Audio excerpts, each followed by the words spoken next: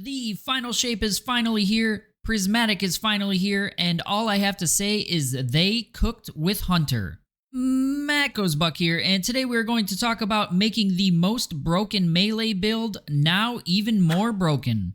If you are a Hunter main, you no doubt have played the arc melee build loop of melee, dodge, repeat. It is an extremely potent build. Now, what if I told you could take all of that and also give it slow, freeze, restoration, radiant, amplified, void, invisibility, frost armor, all while maintaining that classic arc Hunter melee damage buff and health restoration with insane grenade and super regeneration?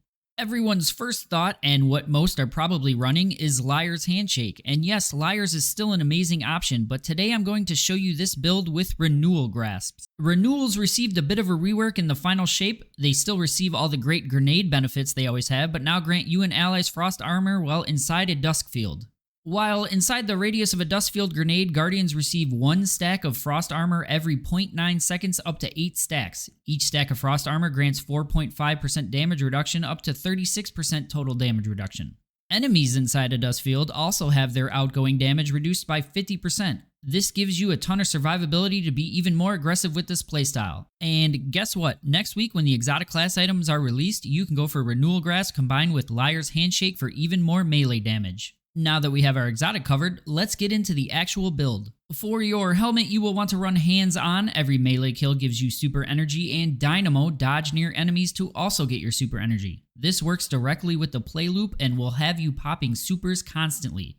I'm running Zeuli's Bane, so I also have on a Solar Siphon mod. Your arms, which are your exotic Renewal Grasp, will have heavy-handed power melee kills create an orb of power, impact induction causing damage with your powered melee, grants grenade energy, and fastball so you can throw dust fields further. Your chest will be melee damage resistance since you will mainly be facing close range enemies, and damage resistances to match the elements of the enemies you are fighting. For your legs, you will want to go with Recuperation, which ensures you really cannot be put down, Innervation, which grants grenade energy on orb pickup, and a scavenger mod matching your special or heavy weapon. And lastly, your cloak will be double powerful attraction, dodging near orbs will automatically pick them up, and bomber, dodging reduces your grenade cooldown. This mod setup directly synergizes with the play loop of this build and will have your grenade and super coming back almost instantly. For those unfamiliar with the play loop of the original Arc Hunter, you power melee an enemy to fully refund your dodge, and dodge near an enemy to fully refund your melee. As long as you are killing enemies with your powered melee and then dodging in a group of enemies, you have an infinite loop of powered melees and dodges. With that said, let's get into how to set up your Prismatic Subclass. Super really is preference here, however I've been enjoying either Golden Gun to have a DPS super or Tether. Whichever super you choose, trust me when I say it is going to come back incredibly quick either way. For your abilities, and these are all a must for the build, will be Gambler's Dodge, dodging near enemies fully refunds your powered melee. Combination Blow, defeating targets fully refunds your dodge and grants increased melee damage, stacking up to 3 times and grants health regeneration.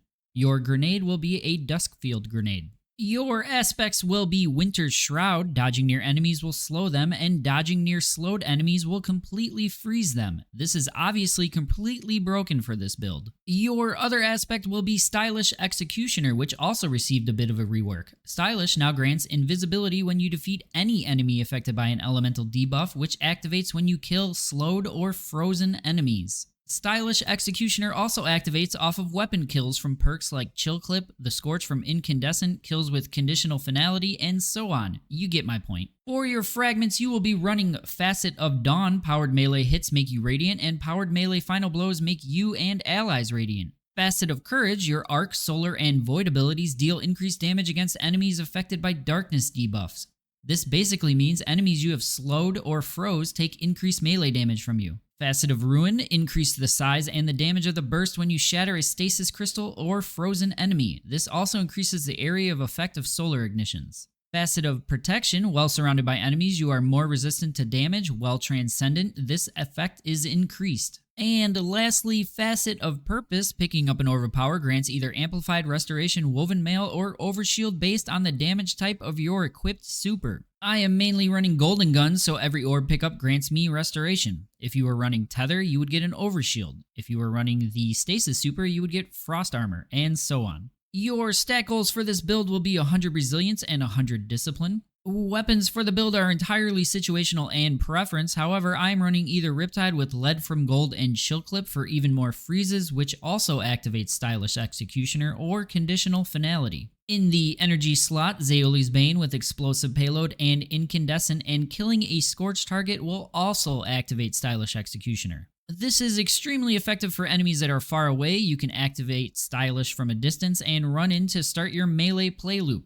However, I prefer just throwing a nade and dodging at them to fully freeze everything. Heavy would be entirely situational for the type of DPS phase you are in. I was able to enhance my shiny Envious Assassin Bait and Switch Edge Transit, and it is beautiful. If you like this video, be sure to drop a heart, subscribe, and turn those notifications on. See you next time.